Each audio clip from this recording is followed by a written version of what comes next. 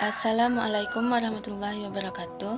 Saya Miftahul Jannah dengan NIM 21234040 dari Prodi Perpustakaan dan Ilmu Informasi Universitas Negeri Padang. Pada video ini saya akan mengulas sebuah buku yang berjudul Tahun Penuh Gulma. Buku ini ditulis oleh Siddhartha Sharma.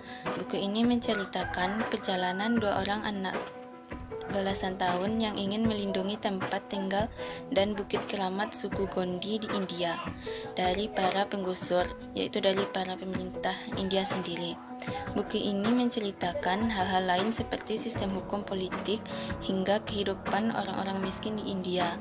Buku ini semacam buku catatan yang menuliskan kejadian selama 1 tahun dari orang suku Gondi di desa.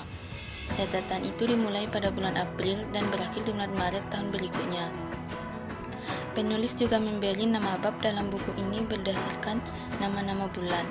Buku ini memiliki ketebalan 247 halaman tanpa ilustrasi. Buku ini cocok untuk dibaca anak-anak dan remaja. Mungkin beberapa anak akan mengatakan jika buku ini terlalu berat dan tanpa ilustrasi, tapi sebenarnya tergantung seberapa luas pengetahuan si pembaca itu sendiri. Konflik di buku ini dimulai saat orang-orang di pemerintah ingin menggusur orang-orang suku Gondi dan beberapa desa lainnya di wilayah Odisha di India. Penggusuran terjadi karena Bukit Devi yang dikeramatkan orang-orang Gondi ternyata mengandung banyak sekali bauksit. Bauksit digunakan sebagai salah satu bahan untuk membuat mobil, pesawat, bahkan roket luar angkasa. Sebenarnya yang ingin menggali bauksit di Bukit Devi itu perusahaan besar, bukan pemerintah India. Pemerintah hanya suruhan saja dan perut dari perusahaan besar itu punya banyak sekali uang untuk menyuruh pemerintah.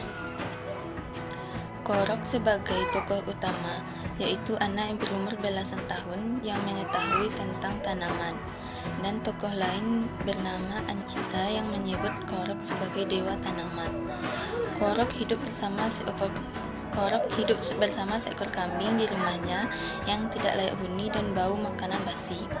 Ayah Korok dipenjara karena dituduh menebang dan mencuri kayu-kayu di hutan. Anehnya, polisi tidak punya barang bukti apapun, hanya menangkap saja.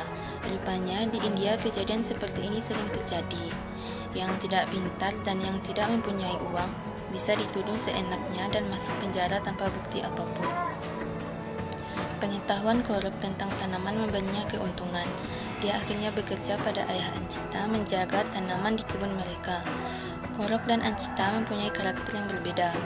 Korok anak kampung yang miskin dan kumuh, kulitnya hitam, kurus, bahkan dia jarang sekali menggosok gigi. Korok tidak pintar, bukan karena dia bodoh, tapi sekolah di desanya ditutup dan menjadi kandang kambing dan kerbau, tapi Korok suka menguping pembicaraan orang-orang dewasa di dekatnya. Sedangkan Ancita putri seorang pejabat pindahan, tentu saja seperti anak kota kebanyakan, dia suka sekali membaca dan tergantung pada internet. Korok sendiri berusaha menemukan solusi dengan belajar dari tanamannya, dan Ancita, anak perempuan Epo yang cerdas dan progresif. Ancita menyamakan perusahaan dengan gulma. Korok pun mulai belajar mengamati gulma dan hubungannya dengan perusahaan. Buku ini dituturkan dari sudut pandang Korok. Penuturannya terasa polos dan jujur, khas anak belasan tahun. Sungguh menarik melihat bagaimana ia memandang otoritas pemerintah seperti polisi dan hakim. Bagaimana ia berusaha memahami cara hukum bekerja, cara dia melihat para politisi yang berkuar-kuar tentang suku Gondi, serta kedatangan para aktivis yang katanya peduli tapi justru sibuk dengan dirinya sendiri. Tahun Penuh Gulma terasa relevan dengan apa yang terjadi pada suku-suku asli di Indonesia. Mereka seringkali hanya menjadi objek, jadi bahan kampanye, bahan ribut di media sosial, bahan perang antara aktivis dan pemerintah. Tapi sudahkah kita semua bertanya apa yang diinginkan oleh mereka? Bagaimana mereka ingin diperlakukan? Sudahkah kita bertanya pada diri sendiri, benarkah kita menganggap mereka saudara setanah air? Sudahkah kita benar-benar peduli pada kebutuhan mereka? Sudahkah kita mengupayakan keadilan untuk mereka? Sudahkah kita merasa mereka setara dengan kita? Atau jangan-jangan jauh di lubuk hati kita masih memandang mereka sebagai suku terbelakang hanya karena bahasa yang berbeda dan apa yang mereka pakai berbeda dengan kita.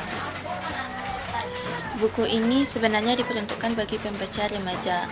Namun, semua orang perlu membaca Tahun Penuh Gulma dan belajar bersama Korok dan Ancita.